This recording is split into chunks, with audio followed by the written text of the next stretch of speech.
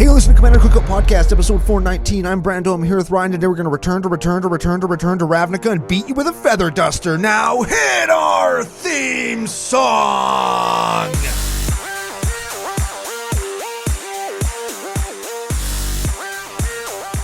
Hey, Ryan. We're back for yet another whirlwind adventure. How you doing? We're back. What is going down? Whole bunch is still going down. We're recording on the same day, so not a lot of new news to go over. However, we do have a really great deck to talk about, brought to us by the anti-Brando. We also have some stories to tell. Anti-Brando. Anti, like A-U-N-T-I-E. If you're Uncle Brando, he's anti-Brando. Who knew? How come it took us so long to think of that? I don't know. And even when you see us together, we're kind of not the same. Which is fine. Differences are great. Yes, there we go. You know what else is different? FusionGamingOnline.com. It's a place you can go to solve all your gaming wants and needs, unlike other retailers that might be sold out of shit or not have things that you want, or you have to pay full retail price for stuff. What? Fuck that. Save 5% at Fusion Gaming Online. Use CCO Summer Special promo code. Also, we want to thank our official beer sponsor for Sidewalk Slam Season 2, the Hyper Season, right here on the Commander Cookout YouTube channel, which you should be watching. Their official beer sponsor and the second greatest thing to come out of Regina, Pile of Bones Brewing Co. Next to our good friend Keel. Yeah, Keel is great. Yeah, he's good. I love that guy. Didn't get to play with him when he came to Saskatoon. I was so sad. I did. He still has not beat me. He told me he did. He's like, I beat you. I was like, no, you haven't. I don't think so. I keep track. I have a little mark on my arm every time. Fusion. Okay, big thanks to them. CCO Perks promo code. I got to mention that because we've got a couple new subscribers each week. A couple new subscribers, a couple new people listening to the show, find the show randomly. If you spend more than 100 Canadian dollars, that's 18 USD. Yeah, it's like 4 British pounds. Yeah. It's like such a small amount of a percentage of an ounce of gold. You use CCO Perks promo code, you're going to get 10% store credit of whatever your order was applied back to your Fusion account. Just store credit that you can use on whatever you want. And with that store credit, you can use CCO Summer to get discounts on further stuff. So it's pretty cool.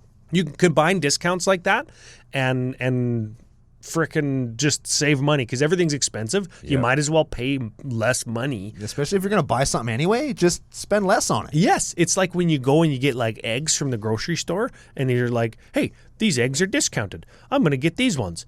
Hopefully none of them are broken. Then you get them home and they're like...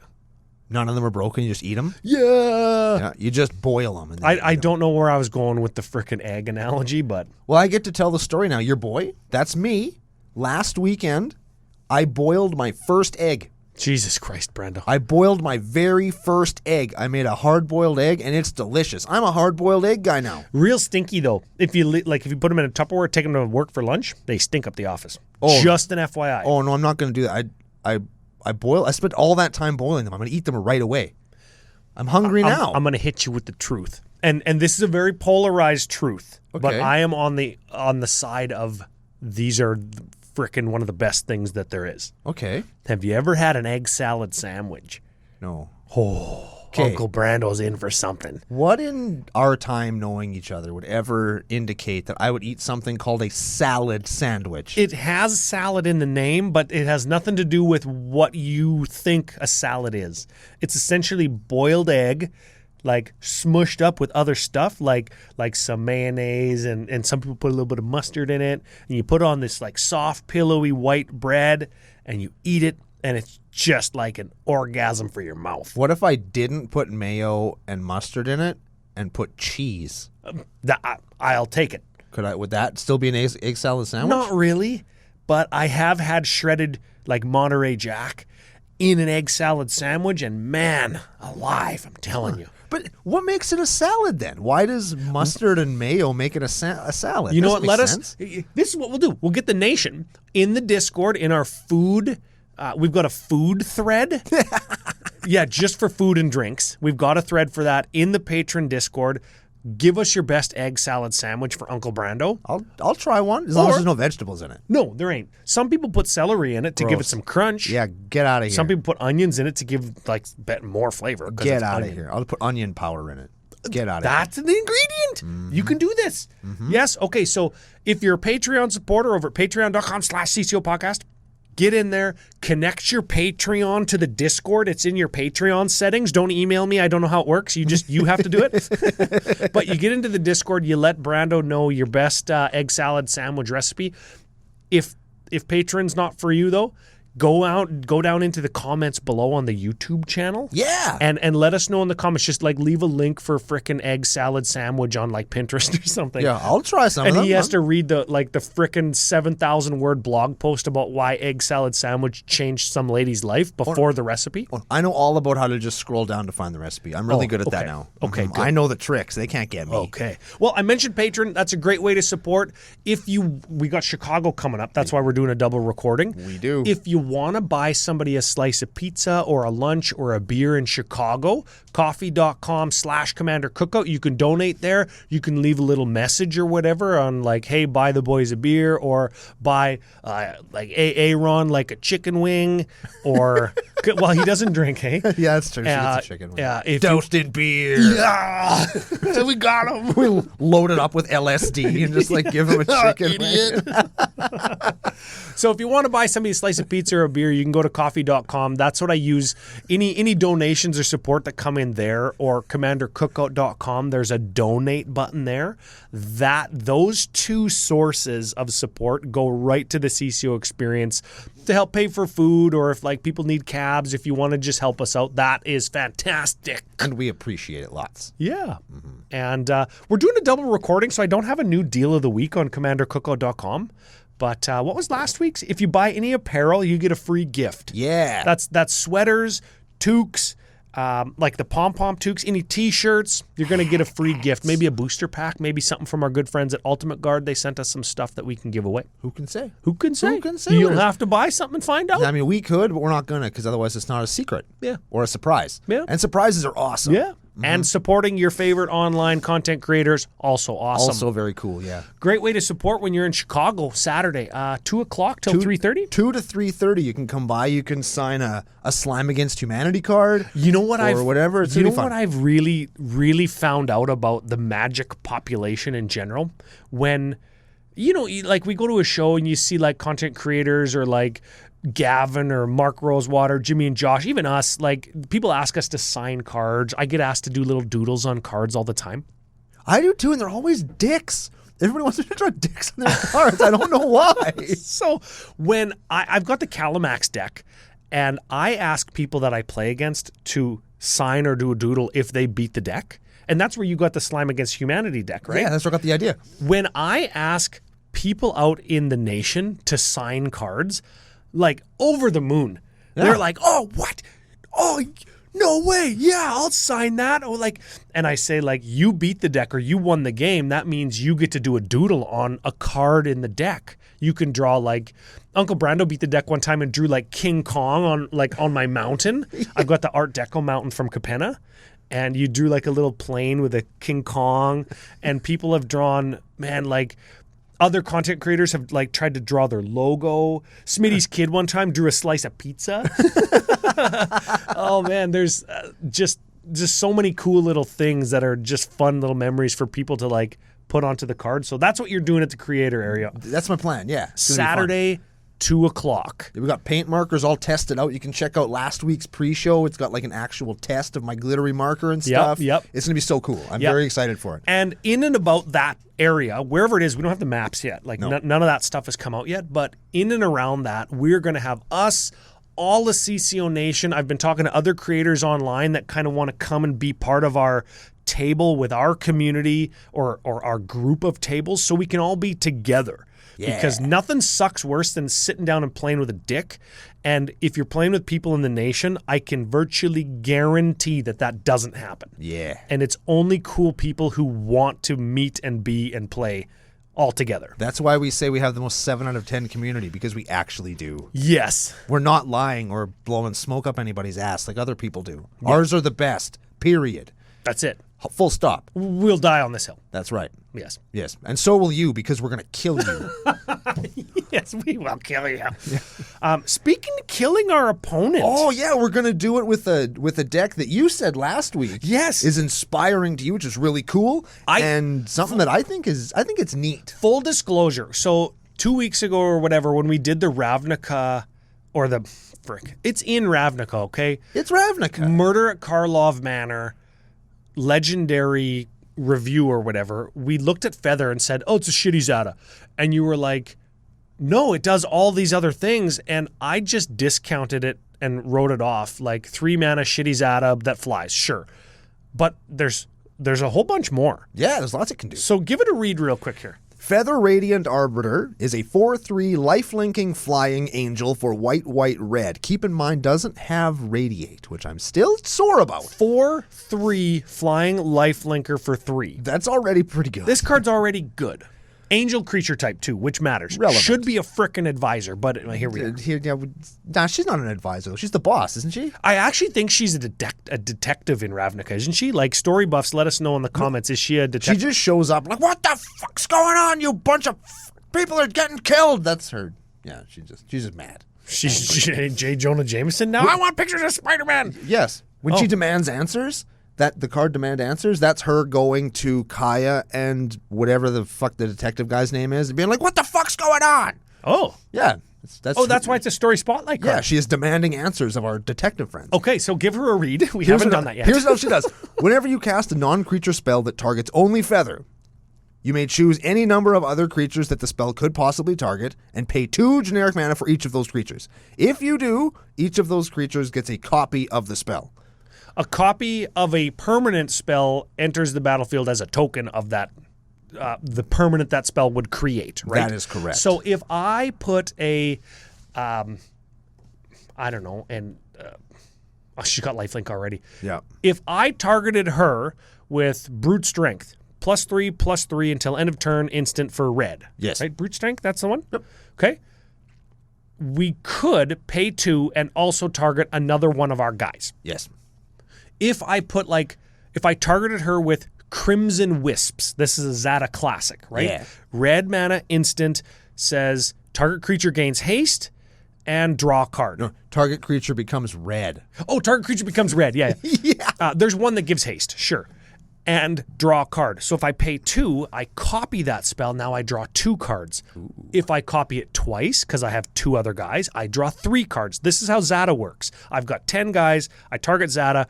It radiates or replicates or whatever to everybody, and I draw 10 cards per cantrip. It's pretty good. That's what I thought. So when I have to pay mana to copy, sure, I got a 3 mana 4/3 flyer, and I get access to white, which would make Zada like an actual deck. Sure, yeah. Right? But I have to pay 2. But then Uncle Brando on the review says, no. It's any non-creature spell. Yeah. So it could be an enchantment. Yeah. I could put like an Angel's Grace. Let's just pick one of the. Let's not pick one of the good ones. Let's pick one of just the regular ones. Unquestioned Authority. Let's just say. Come on. Okay. Enchant creature for white 2. Yep. When Unquestioned Authority enters the battlefield, draw a card. Okay. Enchanted creature has protection from creatures. So I could pay. Okay, so that's a 3 mana spell. Let's just do the little math here. Okay. That's a 3 mana spell. I target Feather with it. Right. And then I pay 2 mana, and I get another copy of that spell. So I'm getting the same spell at a discount this time, and because there's 2 ETBs, I get 2 enchantment ETBs, I get 2 card draws, and I get 2 creatures that have protection from creatures. That's right. Which makes them unblockable, by the way. Yes. And makes them invincible blockers when they block. Yes. So Unquestioned Authority, like, already is a card that Enchantress decks that run creatures play. Yeah. But now it becomes like a mega card draw engine if I've got a bunch of creatures or a bunch of mana, or I can bounce it. Mm-hmm. And all 3 of those things might be true, and this could almost, like Zada does, feel like a little bit of a combo deck. Yeah. If we target our own creatures. Yes. You and I were talking. There's a whole nother build to this deck where I could enchant Feather with like pacifisms. Yeah. And Shackles and Prison Term. Yeah, Prison Term's the one I like best. Okay, so I'm gonna read Prison Term here because this is not in the deck. But it should be. Let's be honest. This card should be in this deck because it's good. Okay, enchantment for white, 1. Enchanted creature can't attack or block, and its activated abilities can't be activated. Nice. Sounds good. Target my own guy? Target feather? Sure. Whenever a creature enters the battlefield under an opponent's control, you may attach prison term to it. So target feather, pay 2, get your guy 2. Then you play another creature. I'm going to move my prison term to your guy. And then if you play a bigger, scarier guy, you can unprison term one of their other dudes and prison term that one too. Because and you have 2 options for that. Or 3 or 4, however many prison terms you have. Yeah. Man, that's a good one. I thought of a card called Shackles, which is a card originally from Invasion. It's white 2. Enchanted creature doesn't untap during its controller's untap step. Now, they don't know I have this, theoretically. They attack. I target feather with Shackles. And now, and replicate it to their guy. So now their guy doesn't untap. And Shackles also has white, return Shackles to its owner's hand. So I get my own thing back, and I control the enchantment. So even if they're playing white, they can't activate that because it's my card, right? So then this you can one's go back cool. to battering them with feather, and then if they play more dudes, you can shackle them too. Yeah, and okay, so they play guys and they don't attack you with it. Sure. I didn't want them to attack me, so Shackles is still doing its job, right? Even if I have it back in my hand again. So those are the kinds of things you could do if you target your own stuff that you would normally target your opponent's stuff with. And that's where Feather gets like these very broad use cases when we talk about Boros Enchantress. Yeah. We're thinking, I guess what we're talking about is pretty mana intensive, and it just kind of occurred to me. Another good one for this deck might be, Shiny Impetus, I think is the thing. It goads a creature, and whenever the enchanted creature attacks, we make a treasure token. Oh, that's a good one. And I think it makes them bigger, too. So now our Feather's like a 6/5 that flies, that makes a treasure every time she attacks, and you can radiate it out to a couple other key creatures your opponents control. Yep.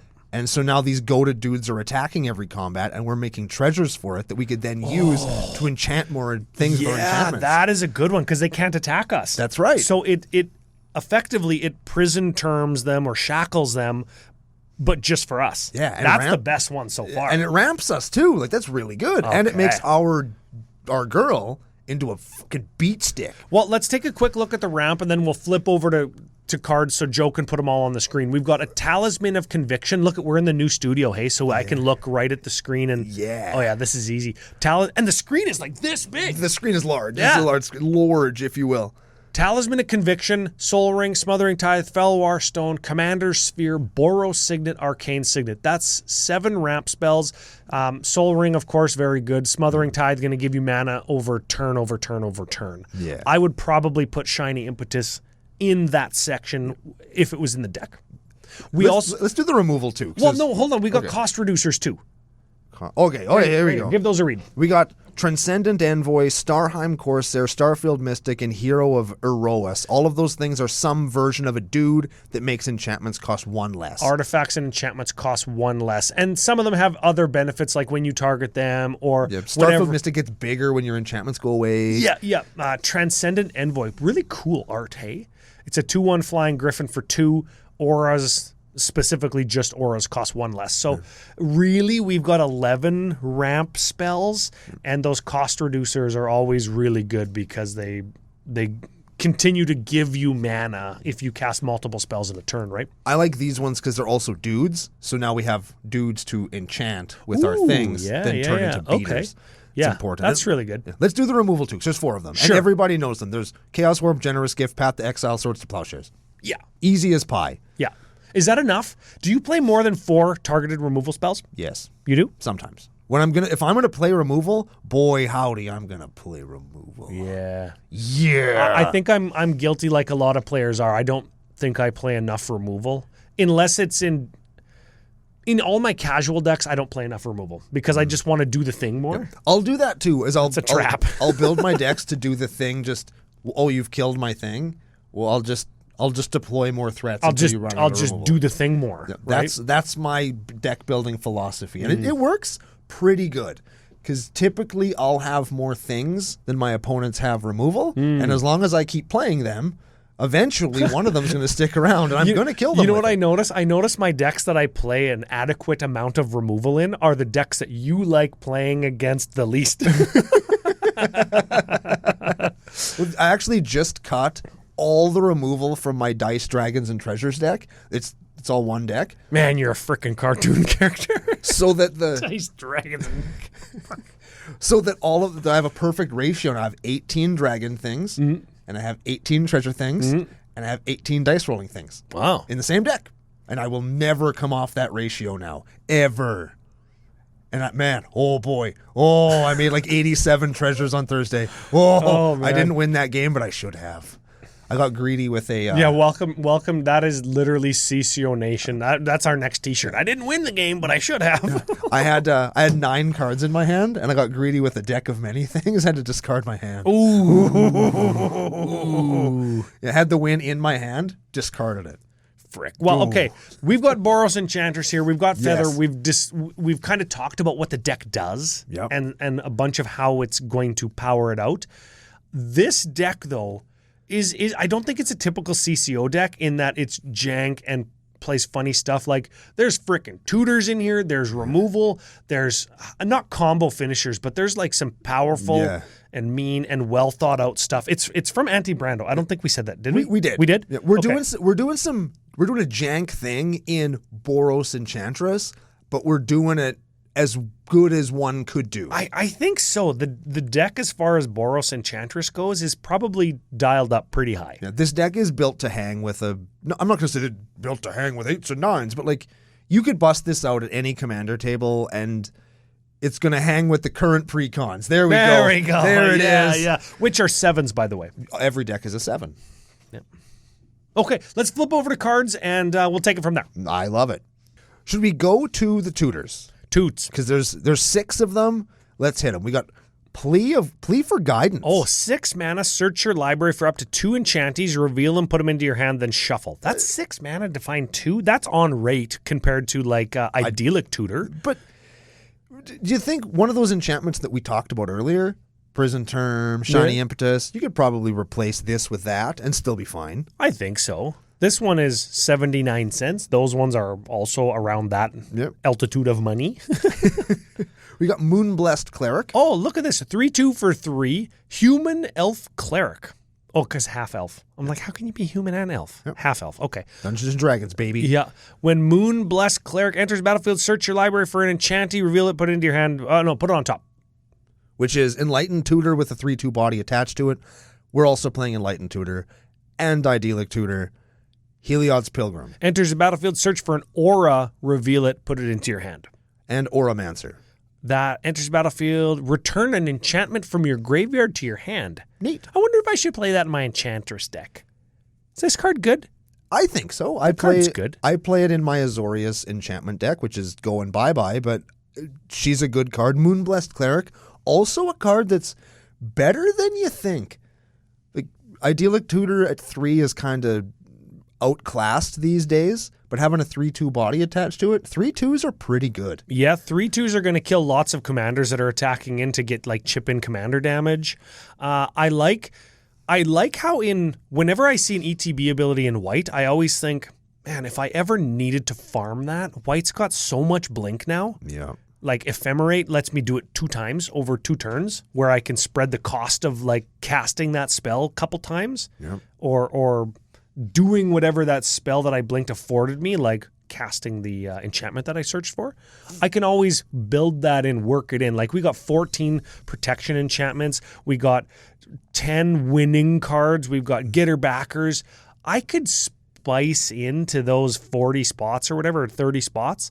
I could spice in some blink and farm like enchantment searching, right? Yeah. How come Auramancer's in the tutor section, not the getter backer section? Dunno. Let's read the getter backers. We got 8 of them. You want to do getter backers or card draw first? Let's do getter backers because we've said. They're kind of the same thing, aren't they? I always count them as the same thing. We have unfinished business. Oh, man. That sounds like it should be from Murderers at Karlov Manor. Yes. It certainly does. It's a sorcery, which is fucking weird, for white 5. White 3. White 5. 3. It is 5 Yes. Converted mana cost. Got there. White, 3 is the mana cost. Return target creature card from your bin to play, then return up to 2 auras and or equipment cards from your bin to play attached to that creature. Oh, that's like Bruna Light Alabaster. But yeah, it's like shitty Bruna. Yes, but we don't got blue in this deck. Doesn't Bruna take from your opponents too? It doesn't matter. She's not in this Bruna deck. very powerful. Bruna's ridiculous. That card's good. It gets back 2 things. 3 things. Sure. Tiana, Ship's Caretaker. Oh, yeah. This is originally from Dominaria. This is a 3/3 Angel Artificer for Boros and 3, flying first strike. Whenever an aura or equipment you control is put into the graveyard from the battlefield, you may return that card to its owner's hand at the beginning of the next end step. That's pretty cool. That is a good one. If we've got like something like an enchantment that we can put onto Feather that sacrifices itself with Tiana, we can get it back and recast it to get their guys again. Oh, I like that. Or get more of our guys. Yeah, I like that. Yeah. Like an enchantment that says like gives +2/+2 in flying or whatever, but sacrifice it to give indestructible until end of turn. Something like that, right? I dig that. Oh, That is pretty cool. Okay, so we play Retether and Replenish and Open the Vaults. Oh, all of those get back all onto the battlefield. Yes. Oh, man, Replenish. Replenish is my dick and my balls and my ass, but in a good way. Yeah. Sure. Yes. Now, let's say you don't have the $90 it would cost to get a Replenish. We talk about that in the budget section, but we can also mention now that there is, I forget the name of the card, but I just thought of it just now. Open the vaults. It's a Retether. It's a suspend card it's like white suspend for 3 turns. Oh yeah. And then it replenishes. It's and it costs $1. So oh man, Susplenish. Sure. Susplenish? Susplenish. There That's probably what it is. But it's fine. Yep. We have Replenish at home. That's what that is. Mantle of the Ancients is Mantle of the the Ancients. Enchant creature you control for white 3. Enters the battlefield, return any number of target aura and equipment cards from your graveyard to the battlefield attached to enchanted creature.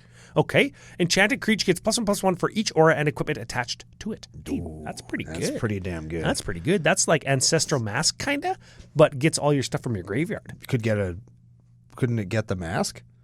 It could. Not in this deck. I guess, Ancestral Mask's green. Yeah. That card's freaking good in a deck like this. Like in a normal Enchantress deck, mostly it has enchantments to keep itself alive. Right. And to draw you cards.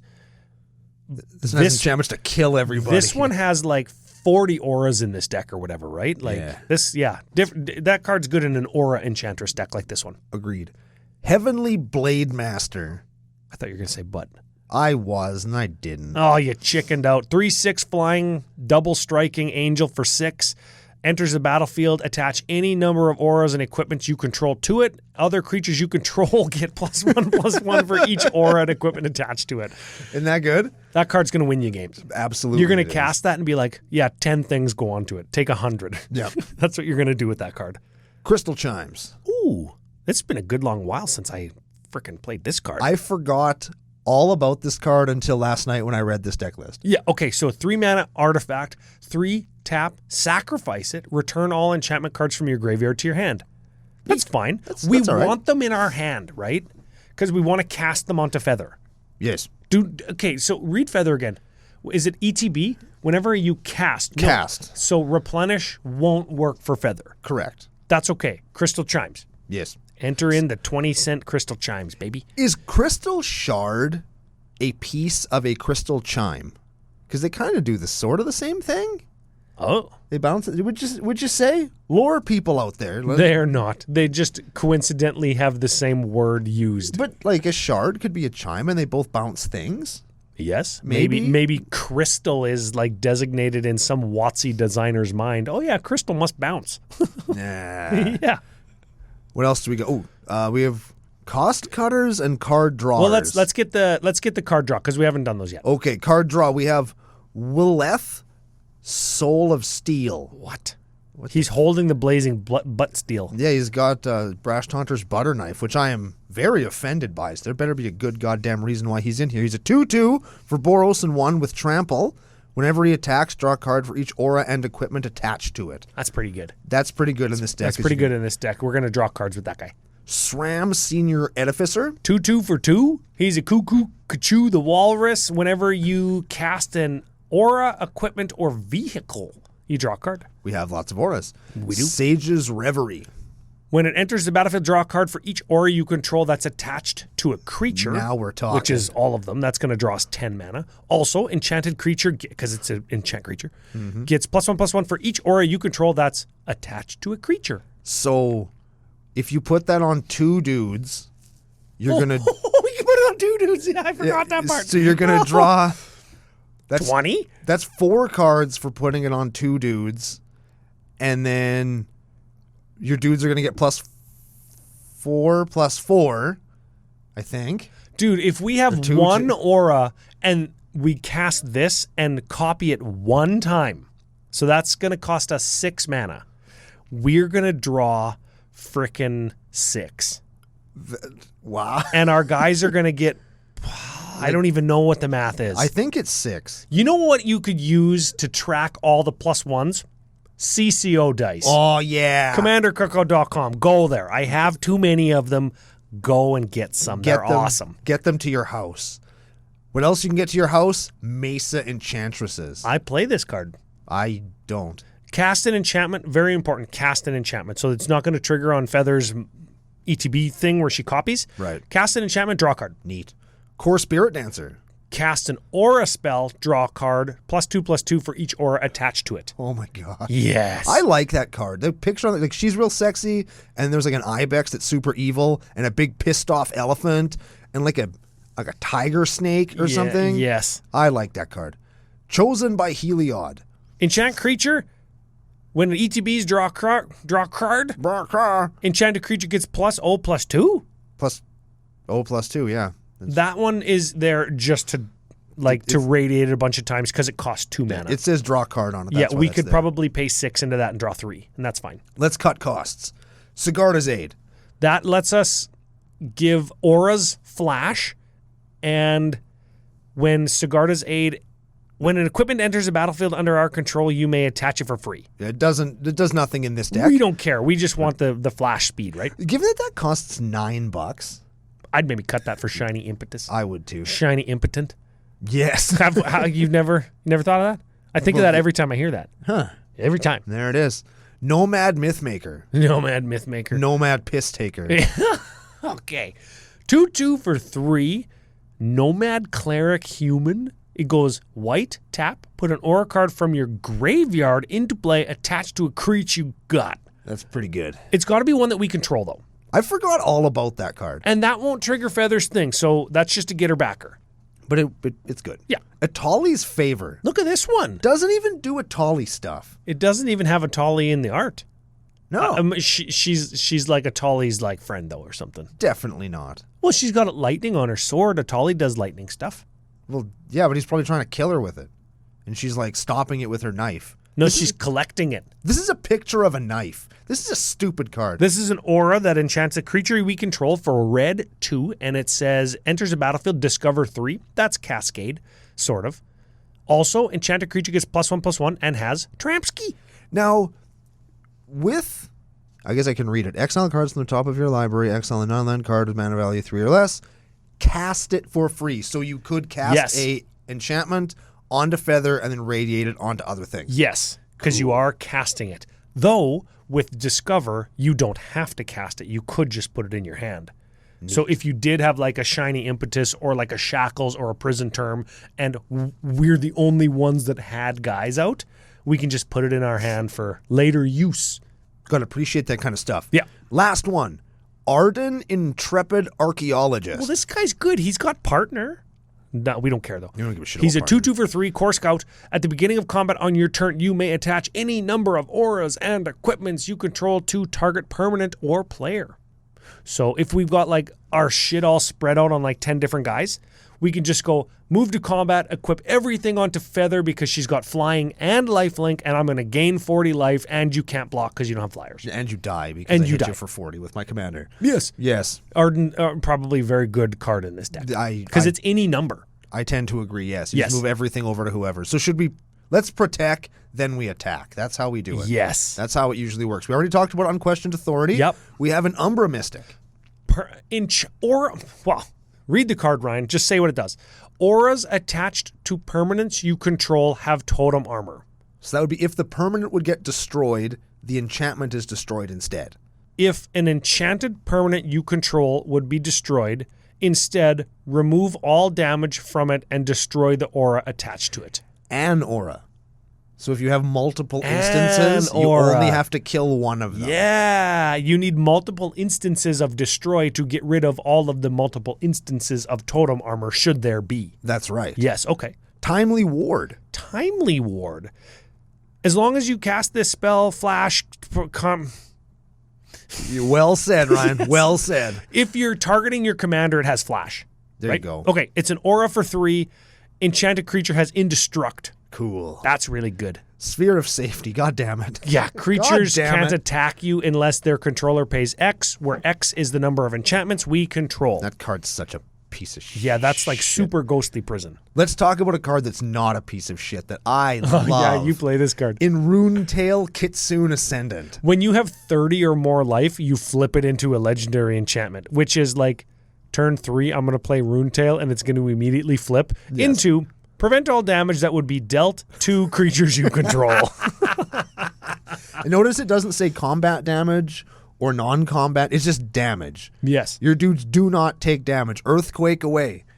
Nice blasphemous act, bro. You know what? I kind of want that in my Archimandrite deck because it's a monk, and Archimandrite cares about monks, artificers, and advisors, and it would immediately flip any time of day because I'm always going to be gaining life.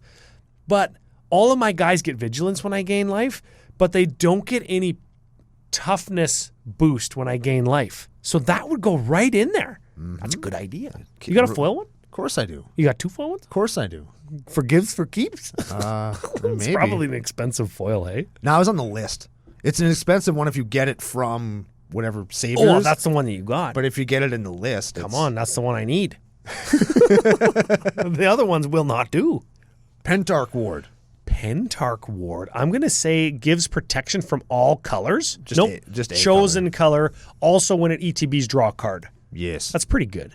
Yes. Because it ETBs and draws a card. Mm-hmm. And gives protection from the color that you want. Important wording on Pentarch Ward. I like that they included this. If you pick white, it doesn't remove Pentarch Ward. Oh, that's good. Yes, that's smart. That's a smart thing. But it will remove all your other white enchantments. So be careful with that. Yeah. Next up, Iroas, God of Victory. You know, this is another one for $20. We're going to talk about it in the budget section. As long as your devotion to red or white is 7 or more, it's a creature. It's a 7/4 indestructible for 4. That's pretty good. Creatures you control have menace. That's pretty good. And prevent all damage that would be dealt to attacking creatures you control. You could play a Dolmen Gate if you don't want to pay $19 for this. Yeah, but how much is Dolmen Gate, though? 8. Oh. You know what? I'm willing to bet that with the amount of protection and protection enchantments and flying creatures, because lots of our creatures have flying, and or they're just bigger because they're all angels, we might not need that card for $20. We might not. And of note, and I think this is something to maybe mention now because now is what I'm thinking of it, when you copy a permanent like a Pentarch Ward or a Timely Ward or an Umbra or Unquestioned Authority, the token copies still have the mana cost, which does count for devotion. Oh. So that's not a negligible thing. So this guy will be a creature more often than not in a deck like this, given that he has 2 pips, Feather has 3, and you only need 1 other spell essentially. Which is literally any enchantment that you play. Yes. So also of note, when we have to choose something, the copy chooses the same thing. Yes. Yeah. Just a FYI, because we've had to choose a few things. But look, we've got 14 things in the protection section. We could have 13 and save $20 and play like a shiny impotent. Yes. Yeah. We have Hyena and Eland Umbra. Those give totem armor, so if it would die, you remove damage and it's not destroyed. Gift of Immortality. This card's good. Yes. Okay, enchanted creature, and whenever enchanted creature dies, return it to the battlefield under its owner's control right now. Yep. Then return Gift of Immortality to the battlefield at the beginning of the next end step. So you do have time that you can get rid of the creature again and not get Gift of Immortality back, but usually people don't have 2 removal spells at the ready right now. Yeah. And you just get your guy back and you get gift back. Yes. Attached to said guy. Which is pretty good. And then you frickin'... Oh, no, because Feather, you have to cast it. Yes. Never mind. What do you think of Galadriel's Dismissal? Oh, man. I think that nearly every single one of the cards in the Lord of the Rings scene box sets, nearly every one was a frickin' hit. Okay. So this is an instant for white, and it's got kicker white 2, and it says target creature phases out. Sure. Okay. Phase out for frickin' white. Fine. Right. If this spell was kicked, now it's 4, each creature target player controls phases out. So this goes from I'll get your blocker out of the way or I'll save my guy to I'll get every blocker out of the way or I'll save all my guys. That's neat. Oh, or you're attacking F.U. Jesse, because of course you are. Yeah. I say, Jesse, all your guys phase out. Right? That's what I do. Hey, Jesse, meet God. Yeah. Meet God. Her name's Feather. Her name's Uncle Brando. Or in this case, Auntie Brando. What is a Flickering Ward? Hey, this is a good one. Oh, this is exactly like Shackles. This is the other one I was thinking of. Okay, white, enchant creature, ETBs, choose a color. Enchanted creature has protection from the chosen color, and it's got white, bounce Flickering Ward to its owner's hand. Very cool. Of note, if you pick red or white, it's going to remove all the enchantments from your creature. Yes, but I can go Flickering Ward on Feather, doesn't matter what color, and give my actual attacker the color that needs, right? Yes. Bounce Flickering Ward, cast it again, give the same guy that I just gave protection from green to. I can give him protection from black. Now he's got 2 protection. Now I can get the Golgari player. Neat. Very good card in this deck. Boros Charm. Cool. Choose 1. Deals 4 damage to a player or planeswalker. Permanent you control gain indestructible until end of turn. Yep. Target creature you control gains... Double strike. This is a win condition Yes, almost, it is. because you just pick double strike and give 4 guys double strike. Just ranch somebody. It's very good. 4 guys double strike, that would cost 8 or 10? 8. 8. Because Feather would be 1, and then there would be 3 other guys. 6 mana worth of other guys-ing. That is correct. Yes. And the last one is Benevolent Blessing. Flash, choose a color, protection from the chosen color, doesn't remove if you choose white. Yes. This effect doesn't remove auras and equipments you control that are already attached. Oh, that's even better. So if you give it protection from white, it's got a bunch of enchantments, they'll stay on. You can't put more on, but you will have some. And if you pick red, same deal.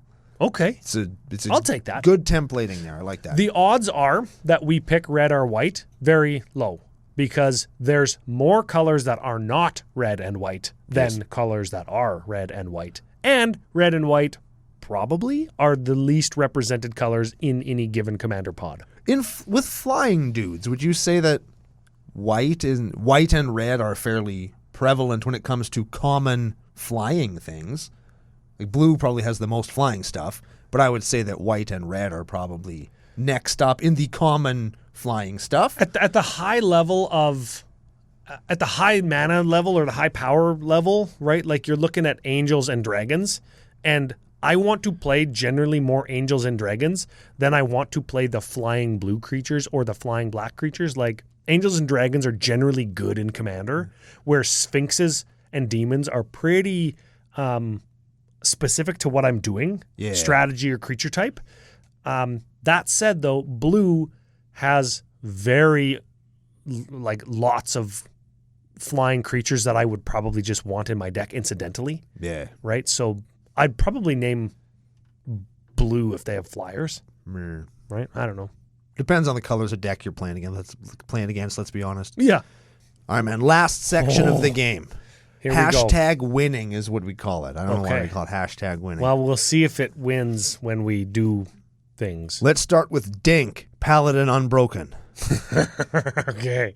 This is a 4-mana, 2/4 human knight double strike. Auras you control have exalted. Ooh. So that's whenever a creature attacks alone, each thing that you have that has exalted will give it +1/+1. Wow. That's pretty good. If I want commander damage with Feather, with my flying commander. Yes. That has protection from your deck. And lifelink. And is huge. Yes. And I can probably kill you in one swing with this. Ooh. That's pretty good. Dink. All right, Slumbering Keep Guard. Slumbering Keep Guard. There's so many ways that we could probably make this dirty. This is a 1/1 for 1. Whenever an enchantment enters the battlefield under your control, scry 1, and it's got white 2. Slumbering Keep Guard gets +1/+1 until end of turn for each enchantment you control. So I just like pay 3 to give it +10, pay 3 to give it +10. Yeah. Man, where's the frickin' grafted exoskeleton when you need it? Sigil of the Empty Throne. Cast an enchantment, get a 4/4 white flying angel, and it's an enchantment, so it's going to work with the rest of our deck. That's cool. I play that in my Enchantress deck. That's a classic, like, it's a good just one. goes in and it's going to make guys. Yep. Ethereal Armor. Oh, that's a good one. +1/+1 for each enchantment you control and has first strike. Very good. Sure. Daybreak Coronet. Oh, enchant creature with another enchantment on it. Yes. Okay, so that's pretty specific, but it's only white, and it gives +3/+3, first strike, Vig, and lifelink. That's good. That's pretty good. For 2. For 2. Yeah, it's good. Celestial Ancient. Oh, I like this guy. I like this one. I've never seen it played before other than decks that I've tried to put it in. I like the picture. Yes, white, 3 for a 3/3 flyer. Whenever you cast an enchantment spell, put a +1/+1 counter on each creature you control. That is kind of like Cather's Crusade. Cather's Crusade, yeah, except it's for enchantments. For enchantments. And casting not coming into play. Sure. Cheap, crappy Cather's Crusade. Yes. More like Crafter's Crusade. Oh, got him! Battle Mastery. Battle Ass. Battle Astery. Battle Astry. Enchanted creature has double strike. That's that. Just that alone is going to make Feather a two pumper? No, 3 pumper. 3 pump jump. 3 pumper. Okay, sure. Archon of Sun's Grace. Oh yeah, I lost to this card one time. 3/4 flying lifelink for 4. Pegasus creatures you control have lifelink. Whenever an enchantment enters the battlefield under your control, put a 2/2 Pegasus into play with flying. And that's enters the battlefield. So your feather triggers are going to trigger this. Yeah, that's good. It's very good. Angelic Destiny. Oh, this is the frickin' card I was trying to think of at the start of the show. Okay. White. 2 enchant creature gets +4/+4, has flying, first strike, and is an angel. And when this dies... Sure. When this dies, you put it back into your hand. That's pretty good. Yeah. It's good. Yeah. And the last one is All That Glitters. Oh, come on. Enchanted creature gets +1/+1 for each artifact and or enchantment you control. So all of our mana rocks are going to work for this. Yeah. And our crystal chimes. This is the kind of card, and I do this all the time at the risk of Vandal Blast, which I barely ever see anymore because apparently destroying all artifacts is taboo now. Sure. I put the artifact lands in my deck when I play cards like this. Man. Yeah, just because... Frick, I haven't encountered the downside to having like a great furnace and what's the white artifact land? I don't care. Man, what the frick? It's on the screen probably. Yeah, it probably is. Joe probably knows what it is. So hey, let's talk about some strengths and weaknesses. Let's quickly look over the budget because we've got a couple ways that we can... Yes, we can make this deck much cheaper. Ooh, yeah. Okay, but let's start with strengths and weaknesses. New hotness. I always mention that when we do a new commander. It's Feather. People like that. It's an angel. It's Boros that we're not right on the Feather card. Does it say attacky? Yeah, you're still winning by attacking, but it's not a Boros attacky deck. Yeah, so 95% of games win by creatures attacking in casual EDH. That's just how it is, but this deck doesn't just on the front just say, attack with a million guys. I mentioned cards that I play in my Enchantress deck. It only shares one color with this deck. It's a Bant deck. Neat. Right? And this deck plays a lot of the same cards because they're Enchantress, but this one is going to beat the hell out of you. I like that it's playing a popular character in a less obnoxious way. I find Feather decks to be really obnoxious. Yeah. And I like that. So I like that they're doing it in like a cooler way. Yes. Now, further to both of our points just now, I like that with the deluge of new product that everybody always seems to complain about, this card gives us the opportunity to kind of exercise all of that new product.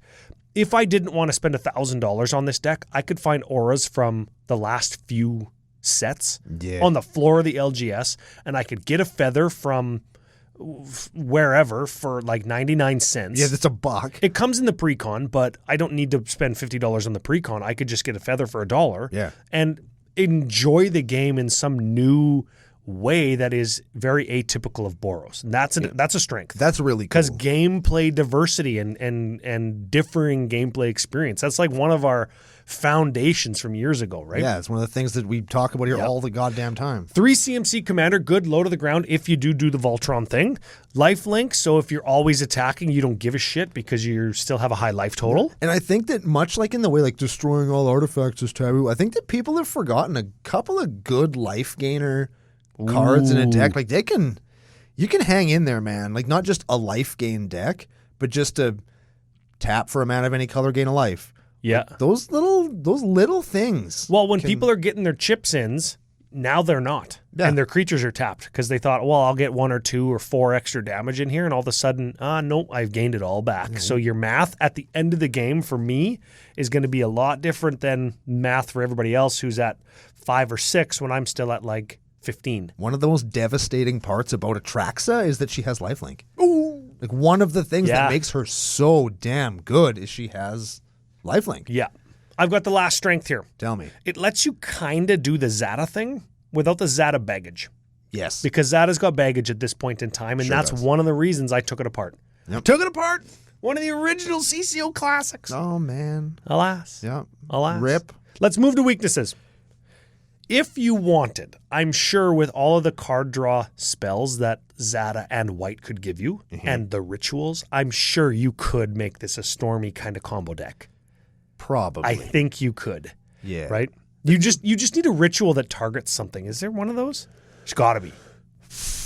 Not I can think of off the top of my head in red or white. I think there's a green one where you get green equal to its power, but that's not doable. We'd have to do some research, but it's not as good as Zata for doing that. Yes. But again, new, different, exciting, refreshing, popular character. It's a frickin' angel. We got other angels in the deck, right? So, It's doing a meme thing is a weakness, and yes, it's mana intensive in a color pairing that doesn't typically do the mana heavy yes, thing that's real well. one of my weaknesses. This particular arrangement of cards is quite mana intensive, and we're gonna make it even more so in the budget section. Yeah, but I don't think this version of Commander or of Enchantress is as strong as regular, whether it be Selesnya or Bant or Azorius Enchantress. correct. Just because it doesn't have the sheer card draw and mana production that green-based Enchantress strategies have. Yes, and everything but red can kill enchantments now, so you're... Yes.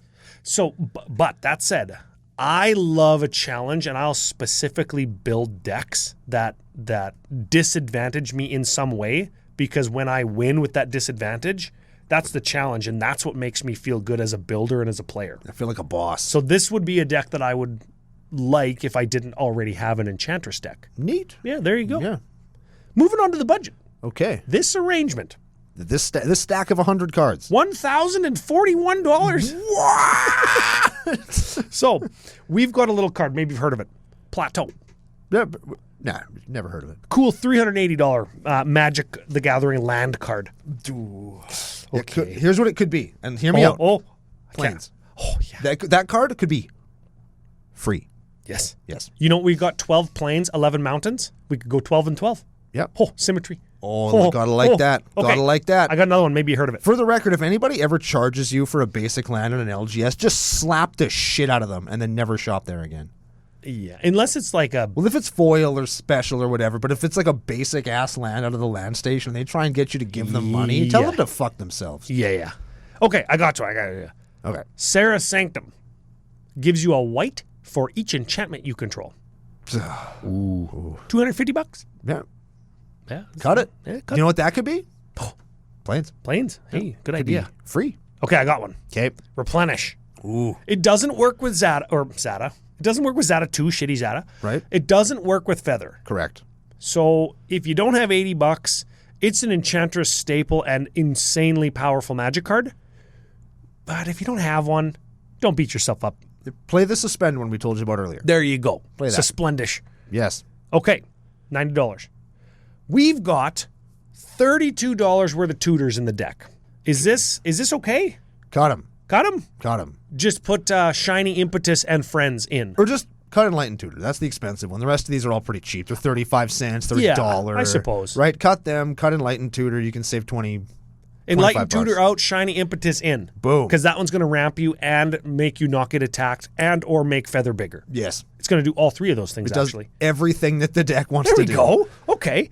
Iroas, God of Victory. Do we have enough protection? I think with 14 pieces, plus the fact that our dudes have evasion and are giant, I'd say yes. Okay. So we could save $20 there. Yep. And I think we could probably save another 9 and cut Sigarda's Aid. Oh, yeah, because it only does one thing, hey? Yeah. It only gives Aura's Flash. Like, Flash is fine. It turns him into combat tricks, which is something that Boros wants to do and does feel very Feather. It does. But you know what? Cut it. Okay, you know what? Let's. I'm going to leave the math the same in my template and pretend that we cut Sigarda's Aid instead of all of the rest of the tutors. Okay. Okay. Last one. We got a Smothering Tithe, white staple, one of the best cards in white. Yep. And real good with all the glitters. when we frickin' take out the Plateau, the Sarah Sanctum, like we're making the deck even more hard up for mana, which Smothering Tithe can help us solve. Yeah. But maybe there's targeted spells that we can copy that give us treasure tokens or that replace mana, and when we copy them, they can give us mana on top of mana. We talked a lot about you could replace. I mean, this isn't incredibly budget, but you could replace the Sarah's Sanctum or the Plateau with Nyx. Yeah. Nick those, shine to Nyx, and you could replace the Smothering Tithe with the Nyx Lotus.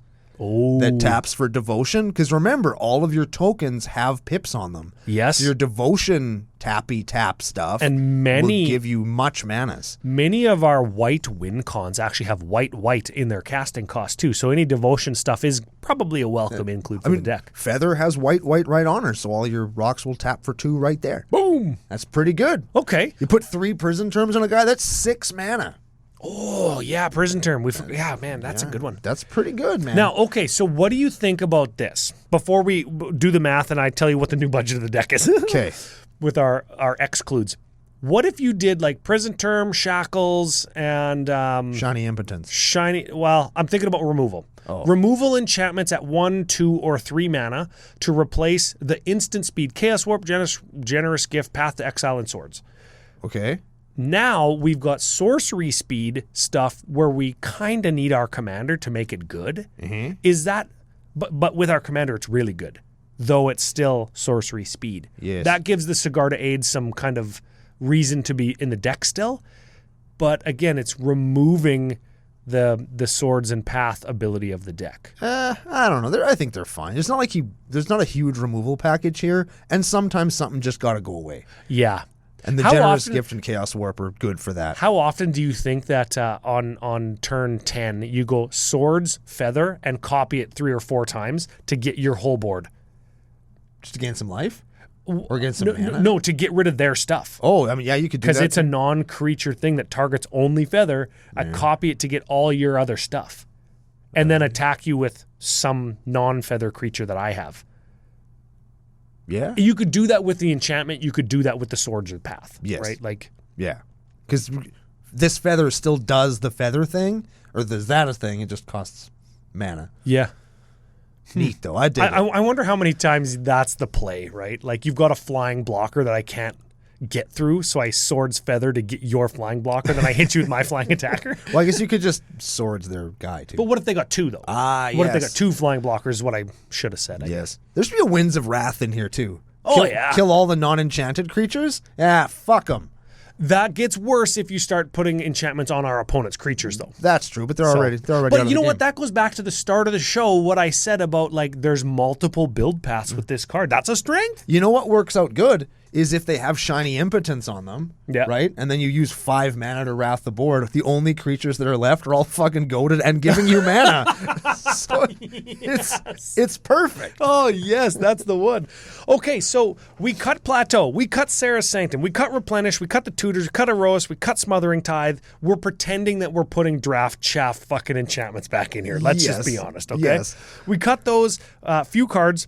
$797 of budget savings. That's a frickin' mortgage payment, people. Yes, it is. We made this deck for $244. Which is what a Commander deck costs. Pew, pew. Beer, beer, beer, beer, beer, beer. We did it.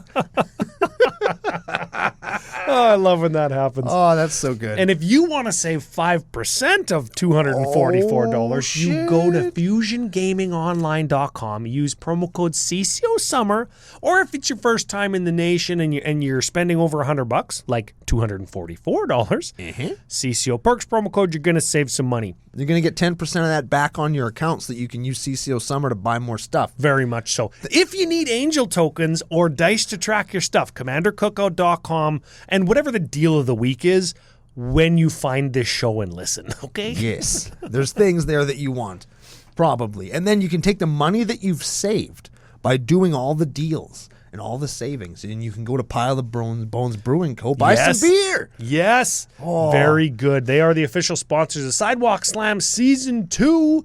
And finally, big thanks to Auntie Brando and the whole Patreon community for the support for the show. Helps keep the lights on. It didn't get us our new mixer board. The radio station bought that. Yes. But we are very thankful. Auntie Brando, longtime supporter. We've done a bunch of his decks because he's been a longtime patron. He came to CCO Experience Minneapolis. Minneapolis, yes. And that's when we coined the name Auntie Brando because, well, you guys have the same name. Is he coming to Chicago also?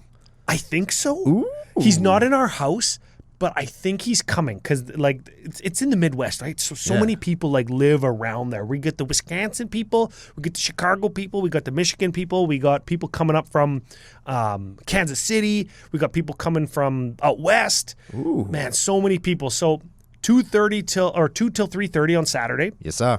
And all weekend, wherever you see people in Commander Cookout shirts, come and play. There's going to be us. Great games, creators. We're going to maybe get some lunch right in the venue so we can all eat, and it's going to be a gay old time. Yeah, we're going to be there playing games unless I'm in line to buy the show Secret Lair. Oh, you know what I need? If anybody can frickin' bring me a foil Curtains Call. Man, nobody has that card. It's a foil, common or uncommon, from Commander Legends, and it was an etched foil F&M promo. It's black, like 5, but it costs less for each opponent you have, and it destroys 2 target creatures. Oh yeah, I need that card. I know that card. I need it. I know. Well, we'll see if we can find it. That's on my list. Let's see what we can do. Along with Dark Misprinter Griffin Canyon. Yeah. That's all I got, Uncle Brando. That's the whole show. We've said thank you. We're going to say it again. Thank you so much for listening. Thanks for being with us. We're looking forward to seeing you in Chicago, and we're going to be back next week with another very, very, very exciting episode of Commander Cookout Podcast. Hit our theme song!